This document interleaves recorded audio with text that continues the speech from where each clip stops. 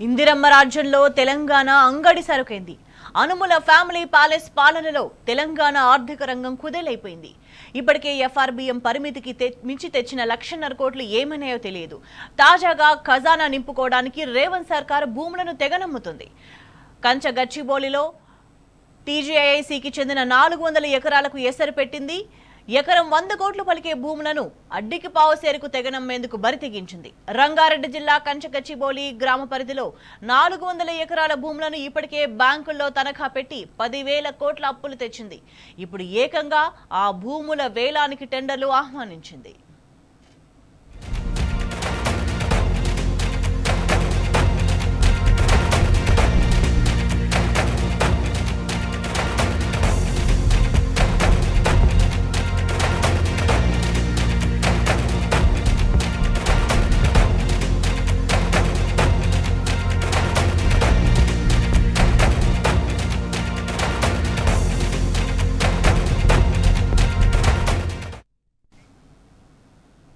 కాంగ్రెస్ గద్దెనెక్కిన తర్వాత రాష్ట్ర ఆర్థిక వృద్ధి మందగించింది. ఒకవైపు ఆదాయం తగ్గింది, మరోవైపు ఎన్నికల హామీల అమలుకు ప్రజల నుంచి ఒత్తిడి పెరుగుతోంది. సర్కార్ అనాలోచిత నిర్ణయాలతో పెట్టుబడులు పరారైనాయి. రియల్ ఎస్టేట్ రంగం ఢమాలన్నది. మార్కెట్లో మనీ రొటేషన్ అన్నదే మాయమైపోయింది. ఖజానా ఖాళీ కావడంతో రేవంత్ సర్కార్ ప్రభుత్వ ఆస్తులను తెగనమ్ముతోంది. ఒకవైపు ఎఫ్ఆర్బిఎం పరిమితికి మించి 1.5 కోట్ల అప్పులు చేసింది. రాష్ట్రంలో అభివృద్ధి ముచ్చట లేదు, సంక్షేమం అన్న మాటే లేదు. చేసిన అప్పులు చాలవన్నట్టు ఇప్పుడు 100 ఎకరాల భూములకు ఎసరు పెడుతోంది. ఈ క్రమంలోనే గచ్చిబౌలి గ్రామంలో సర్వే నెంబర్ 25P పరిధిలోని 400 ఎకరాల అమ్మకానికి సిద్ధమైంది. ఇప్పటికే ఈ భూమిని బ్యాంకర్లకు తాకట్టు పెట్టి 10,000 కోట్లు సమీకరించింది. ఇప్పుడు అవే భూములను 20,000 కోట్లు లక్ష్యంగా అమ్మేందుకు సిద్ధమైంది.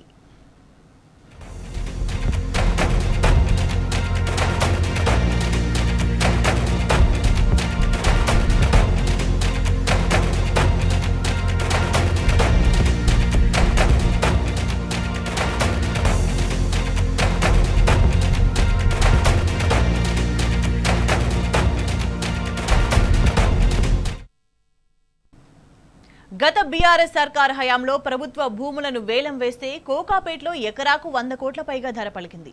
ఇప్పుడు రేవంత్ సర్కార్ గచ్చిబౌలిలో అమ్మకానికి పెట్టిన భూముల ధర కూడా ఎకరాకు 100 కోట్ల విలువ ఉంటుంది.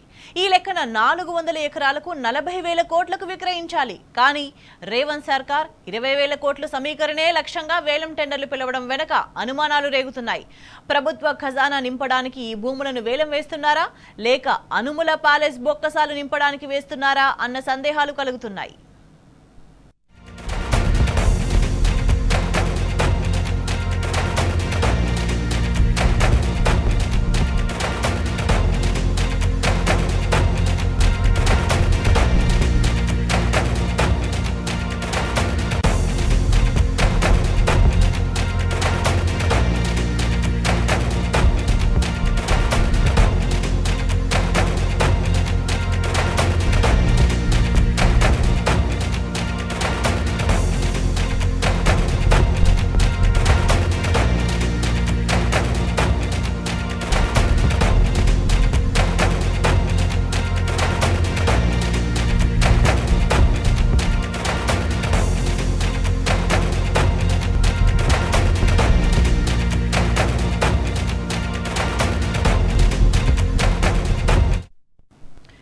అధికారం లేనప్పుడు అప్పులపై శ్రీరంగ నీతులు చెప్పారు రేవంత్ రెడ్డి.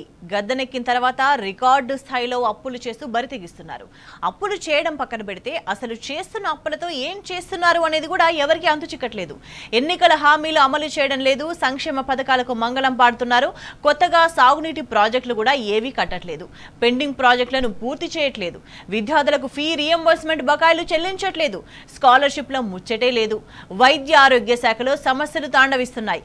గర్భిణీలు బాలింతలకి ఇచ్చే కిట్స్ ఇవ్వడం లేదు. కళ్యాణ లక్ష్మి, షాదీ ముబారక్ నిలిచిపోయాయి. రుణమాఫీ పాక్షికంగానే జరిగింది. మరి ప్రభుత్వం అప్పు చేసి తెచ్చిన 1.5 కోట్ల నిధులు ఏమైనాయి? మారింది. వీళ్ళనాడు కొనసాగుతున్న పథకాలే కాదు, వ్యవసాయ పథకాలు వాటికి అదనంగా మేము చేస్తామన్నారు. చాలా గప్పాలు కొట్టారు. అవన్నీ మనం చూసినాం. మరి ఈరోజు కేవలం 750 కోట్లు ప్రీమియం కట్టాల సర్కార్. రైతు బీమా పథకం అమల్లో ఉండాలంటే ఈ సర్కార్ ప్రీమియం కట్టవలసినటువంటిది 750 కోట్లు. ఈ 750 కోట్ల రూపాయలు ఈ సర్కారు ప్రీమియం కట్టని కారణంగా, ఆ కిస్తు కట్టని కారణంగా దాదాపు 7,000 పైచిలకు మంది రైతులు ఎవరైతే ఇటీవలి కాలంలో చనిపోయినటువంటి వాళ్ళు ఉన్నారో మొత్తము వాళ్ళ క్లెయిమ్స్, ఆ బిల్స్, ఆ ఫైల్ అన్నీ పెండింగ్లో ఉన్నాయి. ఇప్పుడు ఆల్రెడీ ఎల్ఐసి దగ్గర పెండింగ్లో ఉండేటువంటివి ఉన్నాయి. అవి కాక ఈ ఇంటరెగ్నమ్ పీరియడ్, ఈ మధ్యకాలం ఏదైతే ఉందో ఈ మధ్యకాలంలో ఉండేటువంటి వాళ్ళు 7,000 కుటుంబాలు ఉన్నాయి. ఈ 7,000 కుటుంబాలకు సంబంధించినటువంటి ఆ ఫైల్ అన్నీ కూడా అవి పెండింగ్లో ఉన్నాయి. వీటిలో ఉండగా రైతుల ఆత్మహత్యలు 440 దాటింది, 440. ఇప్పుడు కరెంటు రాదు, నీళ్లు రావు, రైతు భరోసా రాదు, బీమా కిస్తు చెల్లించరు. మరి ఏమి ఇస్తున్నట్లు? మీరు ఎన్ని చెప్పింది అభయస్థంలో మీరు చెప్పినటువంటిది, వ్యవసాయం అనేటువంటి సబ్జెక్టులో మీరు చెప్పినటువంటిది, పంట రుణాలకు 3 లక్షల వరకు వడ్డీ లేని రుణం చెప్తిరి, 24 గంటల కరెంట్ చెప్తిరి లేదు, వ్యవసాయ యాంత్రీకరణ మొదలే పెట్టలేదు, వ్యవసాయ అనుబంధ రంగాలలో ఖాళీగా ఉన్న పోస్టులు భర్తీ లేదు, అసైన్డ్ పోడు భూములకు పటా భూములతో సమానంగా పరిహారం అని చెప్తిరి లేదు. సరే, ఇవన్నీ చెప్పుకుంటూ వచ్చారు. మరి ఇవాళ దాదాపు ప్రభుత్వ భూములను కుదవబెట్టి తెచ్చినటువంటి డబ్బు 10,000 కోట్లు. అవి తెచ్చి కూడా 2 నెలలకు ఎక్కువ అయిపోయింది. ఏమని తెచ్చిండ్రు? రైతు బంధు కోసం కావాలి, రైతు భరోసా కోసం డబ్బులు కావాలి కాబట్టి తెస్తున్నామని చెప్పినారు. మరి ఇవాళకి మీరు ఇచ్చింది ఎంత? 3 ఎకరాల లోపే. ఇక ఆ 3 ఎకరాలకు కూడా కంప్లీట్ చేసినామని వ్యవసాయ మంత్రి, లేదు పేమెంట్ చేయమని చెప్పినామని చెప్పి ఫైనాన్స్ మినిస్టర్ చెప్పిన మాట నేను మొన్ననే ప్రెస్లో చెప్పిన. అది ఉప ముఖ్యమంత్రి గారు 3 ఎకరాల లోపు ఉండేటువంటి మొత్తం క్లియర్ చేయమని చెప్పి ఇప్పుడే ఆదేశాలు ఇచ్చినాయని ఆయన 3 రోజుల కింద చెప్పాడు. 20 రోజుల కిందనేమో 3 ఎకరాల లోపు అందరికీ ఇచ్చినామని వ్యవసాయ మంత్రి చెప్పాడు. ఎట్లా పరస్పర భిన్నంగా విరుద్ధంగా ఉన్నాయో మనం చెప్పినాం. కాబట్టి మరి 10,000 కోట్ల రూపాయలు భూములను విరుగుపెట్టి తెచ్చినటువంటి డబ్బులు రైతు బీమాకి, రైతు బంధుకి వేయకుండా, రైతు బీమాకు కనీసం కిస్తీ కూడా కట్టకుండా 10,000 కోట్లు తెచ్చినప్పుడు మరి 750 కోట్లు మాత్రమే రైతు బీమాకు ప్రీమియం కట్టడానికి సర్కారుకి ఎందుకు మనసు వస్తలేదు? మీది రైతుల సానుకూల ప్రభుత్వమా? ఉదికు రైతుల మరణాలు జరుగుతున్నాయి, పట్టించుకోరు. బీమా దురదృష్టవశాత్తు వాళ్ళు మరణిస్తే వాళ్ళకి ఇచ్చేటువంటి బీమా అమల్లోనన్నా ఉంటే వాళ్ళ కనీసం కుటుంబానికి అది ఆధారం అవుతుంది. లోకానికి అన్నం పెట్టేటువంటి రైతు వాళ్ళ కుటుంబాలని ఆదుకున్నట్లయితుంది అని చెప్పి మానవీయ కోణంలో ప్రవేశపెట్టినటువంటి పథకం అమల్లో ఉండకుండా దాన్ని నీరుగార్చే ప్రయత్నం చేస్తుంది. ప్రతిపక్షంలో ఉన్నప్పుడు ప్రభుత్వ భూములపై నీతులు చెప్పారు రేవంత్ రెడ్డి. ప్రభుత్వ భూములంటే పెద్దలిచ్చిన ఆస్తి, తెలంగాణ జాతి సంపద అని భారీ డైలాగులు దంచాడు. కాంగ్రెస్ అధికారంలోకి వస్తే ఇంచు భూమి కూడా అమ్మబొమ్మని ప్రతినలు పలికాడు. కానీ గద్దెనెక్కిన తర్వాత ప్లేట్ ఫిరాయించాడు. 1,000 కోట్ల విలువైన ప్రభుత్వ భూములను అడ్డికి పావుసేరుకు అర్రాసి పెడుతున్నాడు. కాంగ్రెస్ సర్కార్ కుట్రలను అసెంబ్లీ సాక్షిగా మాజీ మంత్రి హరీష్ రావు ఎండగట్టారు. భూముల అమ్మకంపై హరీష్ లేవనెత్తిన ప్రశ్నలకు నాడు మంత్రి పొంగులేటి ప్రభుత్వానికి అలాంటి ఉద్దేశమే లేదని బుకాయించారు. తాజాగా గచ్చిబౌలి భూముల వేలంతో రేవంత్ సర్కార్ కుతంత్రం బట్టబయలైంది. తెలంగాణ రాష్ట్ర ప్రభుత్వం, తెలంగాణ ప్రజలు, తెలంగాణ వాదులు ఇది పెద్దలు ఇచ్చిన ఆస్తి, మనం బ్రతకడానికి మన సోకులకు ఈ భూములు అమ్మొద్దు. ఒకవేళ ఈ భూములను అమ్మితే భవిష్యత్తులో ప్రజల అవసరం కోసం ఏదైనా నిర్మించాలన్నా ప్రభుత్వ ఆసుపత్రులు గాని, విద్యాలయాలు గాని, చివరికి చచ్చిపోతే శ్మశానాలకు కూడా భూమి లేని పరిస్థితి ఉంటది. వీటిని ఎట్టి పరిస్థితుల్లో అమ్మకూడదు. తెలంగాణ జాతి సంపదను 5 సంవత్సరాల కోసం ఎన్నికైన కేసీఆర్ గారు రాష్ట్రంలో ఉన్న అన్ని భూములను తెగనమ్ముకొని పోతే భవిష్యత్ తరాలకు ప్రభుత్వ భూమి అందుబాటులో లేకపోతే చివరికి శ్మశానాలకు కూడా కరువు వచ్చే పరిస్థితి ఉంటది. కాబట్టి ఈ భూములను అమ్మొద్దు అని చెప్పి ఒక పక్కన తెలంగాణ వాదులు చర్చ చేస్తున్నారు. జీవో నంబర్ 54 డేటెడ్ 26 జూన్ 2024 ఈ ప్రభుత్వం వచ్చిన తర్వాత ఏంటిది? ల్యాండ్స్ రంగారెడ్డి జిల్లా alienation of the government land to N extent of 400 acres survey number 25 situated in Gachibowli village, Sherlingampalli Mandal, in favor of Industrial Infrastructure Corporation for the purpose of development of IT and mixed use on payment of market value 75 crores per acre. 75 కోట్లకు ఎకరం కాడికి ప్రభుత్వ భూమిని 30,000 కోట్ల రూపాయల భూమిని ఈ రాష్ట్ర ప్రభుత్వం ఇగో ఈ జీవో ద్వారా అమ్మింది. ఈ భూమిని కుదబెట్టి టీజీఐఐసి వాళ్ళు బ్యాంకుల్లో 20,000 కోట్ల అప్పు తేవడానికి 3 నెలల నుంచి కాలుకు బల్పం గట్టకుండా తిరుగుతున్నారు.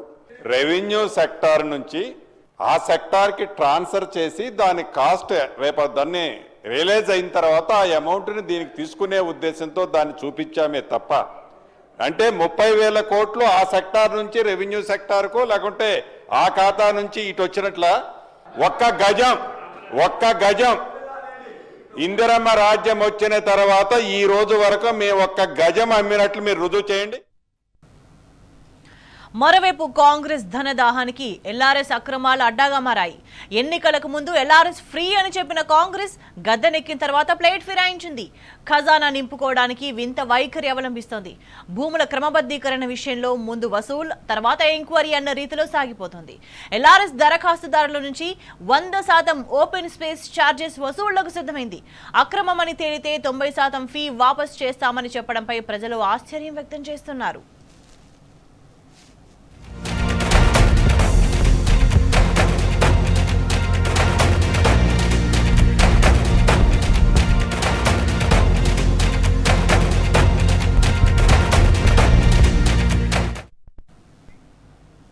ప్రతిపక్షంలో ఉన్నప్పుడు ఎల్ఆర్ఎస్ పై రేవంత్ రెడ్డి సహా ఇప్పటి కాంగ్రెస్ ముఖ్య నేతలంతా పచ్చి అబద్ధాలు చెప్పారు. గత బీఆర్ఎస్ ప్రభుత్వంపై విమర్శలు కురిపించారు. గతంలో ఎల్ఆర్ఎస్ వద్దని గగ్గోలు పెట్టారు. తాము గెలిస్తే ఎల్ఆర్ఎస్ ఫ్రీ అని దొంగ హామీలు ఇచ్చారు. తీరగా గద్దెనెక్కిన తర్వాత ప్రజల నెత్తి మీద 1,000 కోట్ల రూపాయల భారం మోపేందుకు సిద్ధమయ్యారు. రాష్ట్ర ప్రభుత్వం కానీ రాష్ట్ర ప్రజలపైన ఏదో రకంగా పెద్ద ఎత్తున పడి పన్నుల పేరు మీదనో లేదా ఇంకో దాని పేరు మీదనో వాళ్ల రక్తాన్ని పీల్చాలనేటువంటి ఆలోచనతో రాష్ట్ర ప్రభుత్వం ఉంది. అన్ని రిజిస్ట్రేషన్లు ఆపి పెద్ద భయాందోళనకు గురి చేస్తా ఉన్నారు. ఈ రోజు రాష్ట్రంలో మీరు ఎల్ఆర్ఎస్ కడితేనే రిజిస్ట్రేషన్ అంటున్నారు. రిజిస్ట్రేషన్ ఆపే హక్కు మీకెవడిచ్చిందండి? మేము రాష్ట్ర ప్రజలందరూ కూడా కాంగ్రెస్ పార్టీ పక్షాన విజ్ఞప్తి చేస్తా ఉన్నాం. ఇక ఎల్ఆర్ఎస్ పేరుతోటి కొత్త మళ్ళా అంటే దోచుకోవడానికి దాచుకోవడానికి ప్రజల దగ్గర చిల్లి గవ్వలేకుండా చేయడానికి ఇదొక నాటకం. కాంగ్రెస్ పార్టీ స్పష్టమైన పెట్టింది no TRS no LRS. TRS వద్దు, ఎల్ఆర్ఎస్ వద్దు, కాంగ్రెస్ ఏ వద్దు. మేము అధికారంలోకి వస్తాం, వచ్చినాక రెగ్యులరైజేషన్ ఉచితంగా చేస్తాం చెప్పి టీఆర్ఎస్ అయిపోయింది, ఎల్ఆర్ఎస్ అయిపోయింది, ఇంక ఎంఆర్ఎస్ తెస్తాడంట. ఎందుకంటే మీరిద్దరే పిల్లమూడని ఎవరికి గ్యారంటీ? నువ్వు వచ్చే రిజిస్ట్రేషన్ చేసి 10,000 గట్ట నీకు సర్టిఫికేట్ ఇస్తేనే మీరిద్దరు భార్య భర్త, లేకపోతే తాడు లేదు, పొంగడం లేదు, ఏం లేదు, ఇంకెక్కడ పోతారో పోండి.